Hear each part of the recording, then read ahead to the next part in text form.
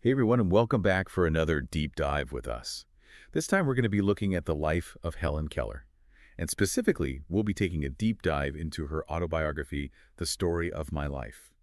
I think a lot of people feel like they already know her story. She was deaf and blind and overcame a lot of challenges. But there's so much more to discover when you really dig into her life, and her book especially.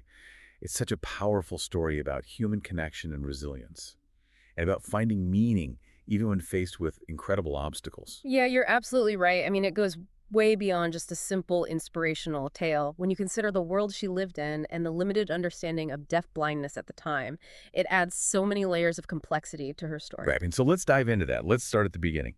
Helen was born in Tuscumbia, Alabama, back in 1880. Her first year of life was totally normal and happy.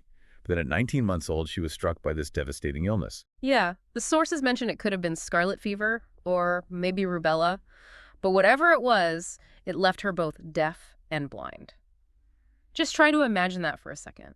To have your world suddenly plunged into silence and darkness, especially at such a young age, that kind of sensory deprivation, it completely transforms your reality. It's hard to even fathom.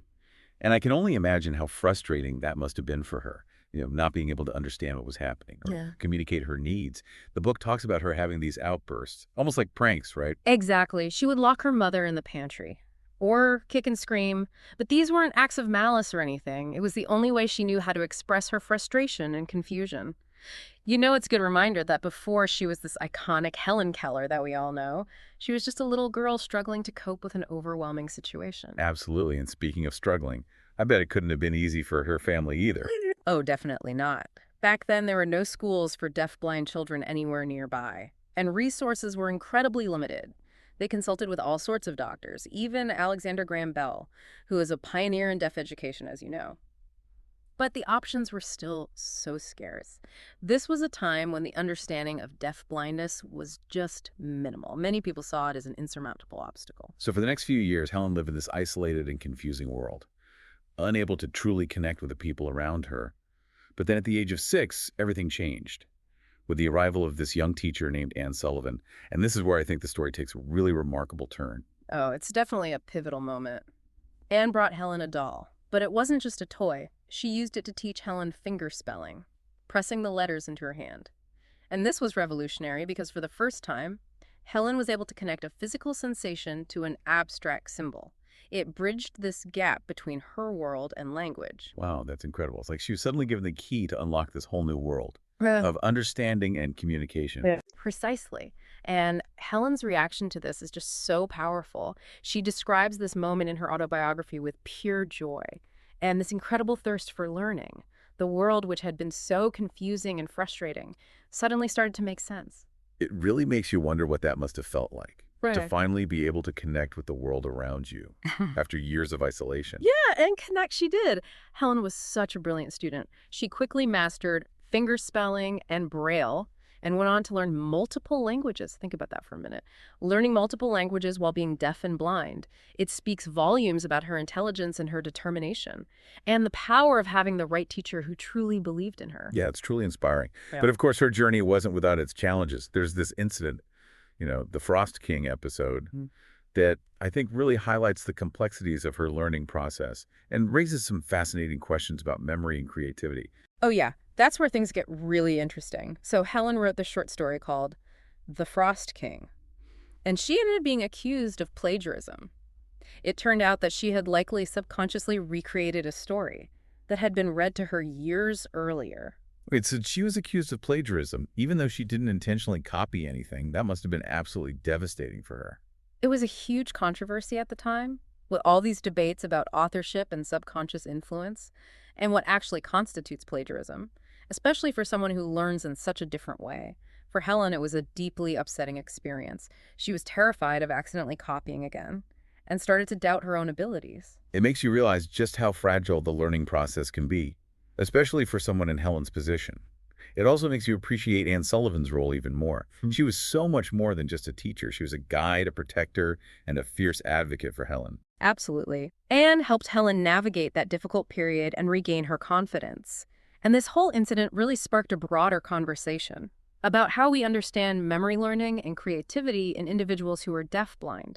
It was a turning point not just for Helen, but for the way people viewed deafblindness in general. So, from a childhood that was shrouded in silence and darkness, to this remarkable breakthrough with language, to facing this challenging plagiarism accusation, Helen Keller's life was already extraordinary by the time she was a young adult.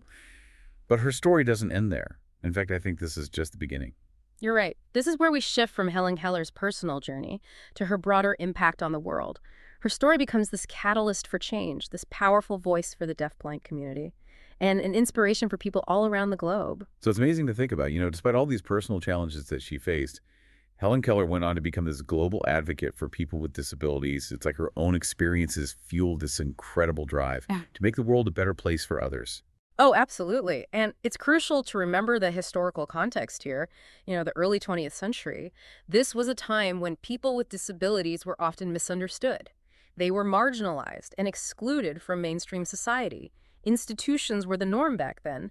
And the idea that someone like Helen Keller could live a full and independent life, that was almost unthinkable. So she was really fighting against some deeply ingrained societal prejudices. Her autobiography wasn't just a personal story. It was like this call to action. Precisely. She challenged the public perception of disability. She showed the world that people who are deafblind, they were capable of achieving incredible things. But she didn't stop there. She became this tireless advocate for educational opportunities for the deafblind community. Right. And this was a time when education for the deafblind was practically non-existent. So what were some of the specific things Helen did to try to change that? Well, she used her platform to raise awareness, of course. She gave lectures and wrote articles. She even testified before Congress, urging lawmakers to provide funding for special education programs. She truly believed that education was the key to empowering the deafblind community and allowing them to participate fully in society. Her efforts went beyond just speaking out there, right? Didn't she also play a significant role in establishing organizations that were dedicated to supporting people with disabilities? She did. One of her most impactful contributions was her involvement with the American Foundation for the Blind. She became like an ambassador for the organization, traveling all over the country and even the world, raising funds and advocating for their mission. And her work with the AFB really helped them expand their programs, provide more resources for the deafblind, and promote research into all these new assistive technologies. Wow, it's incredible to think about the ripple effect of her actions. She wasn't just changing individual lives. She was shaping the way society viewed disability as a whole. Yeah, and it wasn't just her actions, it was her perspective, too. Helen often talked about how her blindness and deafness had actually heightened her other senses. Like she could see the world through her fingertips, feeling the vibrations of music, the texture of a flower, the warmth of the sun on her skin.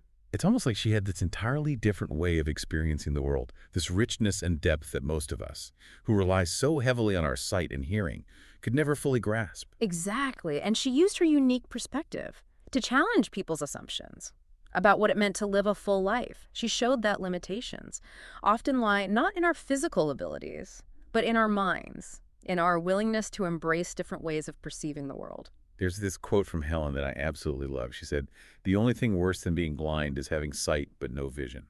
It's a powerful statement. It really is. It speaks to the importance of having a purpose, a vision for our lives that goes beyond any limitations we might face. Helen understood that true vision wasn't just about physical sight. It was about having this clarity of purpose, the drive to make a difference, and the empathy to connect with others on a deeper level. And that's a message that transcends time and circumstance, right? It's relevant for all of us. Absolutely. But for Helen, this vision, it wasn't just some abstract concept. It was deeply rooted in her own lived experiences. Exactly. Her advocacy wasn't just about changing laws or creating institutions. It was about changing hearts and minds. About fostering a more inclusive and compassionate society where everyone has the opportunity to thrive. And her own story, her resilience in the face of such adversity, became this beacon of hope for so many people facing their own struggle. Yeah, it's really incredible to think about how one person's life can have such a profound impact on the world. But it feels like her story isn't over yet. Her legacy continues to inspire and challenge us today. Oh, absolutely. And as we move into the final part of our deep dive, we'll explore the enduring power of Helen Keller's legacy and the lessons we can all draw from her extraordinary life. Okay, so we've covered a lot of ground in this deep dive, from Helen Keller's early life and the arrival of Anne Sullivan, of course, to her journey of learning and her powerful advocacy work. But I think what's really remarkable is how her legacy continues to resonate with us even today. Oh, absolutely. It's been decades since she passed away. But her story still has this incredible power to move and inspire people and really challenge us to think differently about the world. Yeah, the source material we looked at highlights two key gifts that she brought to the world. The first being her advocacy for the deafblind community, raising awareness and fighting for their inclusion in society. Right, and her work in this area was absolutely groundbreaking. I mean, she helped to change laws, create educational opportunities, and really shift those societal perceptions Yeah. of what people who are deafblind could actually achieve. She showed the world that they weren't defined by their disabilities, but by their potential. And her second gift, I think, is even more profound. She showed us that it's possible to experience the world's beauty and wonder, even without sight or hearing. Yeah, this is where Helen's unique perspective really shines through. She often talked about experiencing the world through her other senses. Touch, smell, vibration. Imagine like feeling a symphony through the vibrations on your skin, or seeing a flower through the delicate texture of its petals. Wow, yeah. It's like she opened up this whole new dimension of sensory experience, a way of perceiving the world that most of us, who rely so heavily on sight and hearing, could only imagine. It's a powerful reminder that there's always more than one way to experience and appreciate beauty, even in the things we might take for granted every day. Exactly. She taught us that limitations often lie not in our physical abilities, but in our perception, in our willingness to open our minds to different ways of being. So as we wrap up this deep dive into Helen Keller's extraordinary life, what would you say is the most important takeaway for our listeners? Hmm. That's a tough one. There's just so much to learn from her story. But if I had to choose one thing, I'd say it's this challenge. To see beyond the surface. To recognize the potential that exists in every single person, regardless of their circumstances or abilities. She reminds us that resilience is not just about overcoming hardship. It's about finding meaning and purpose in the face of those challenges. It's about embracing our own unique experiences and using them to make the world a better place. Exactly. Helen Keller's life was a testament to the power of the human spirit, the transformative power of education, and the importance of fighting for a more inclusive and compassionate world. Well, we've journeyed through darkness and breakthroughs, and the lasting impact of a truly remarkable life. This has been an inspiring deep dive. It really has. And as we conclude, I want to leave our listeners with a final thought. What aspect of Helen Keller's story resonated most deeply with you? How can her example inspire you to overcome your own challenges, to embrace lifelong learning, and to find meaning in the world, no matter what obstacles you face? That's a beautiful question to ponder. Thank you all so much for joining us on this deep dive into the remarkable life of Helen Keller. We hope you've gained some new insights and maybe even a renewed sense of wonder and possibility.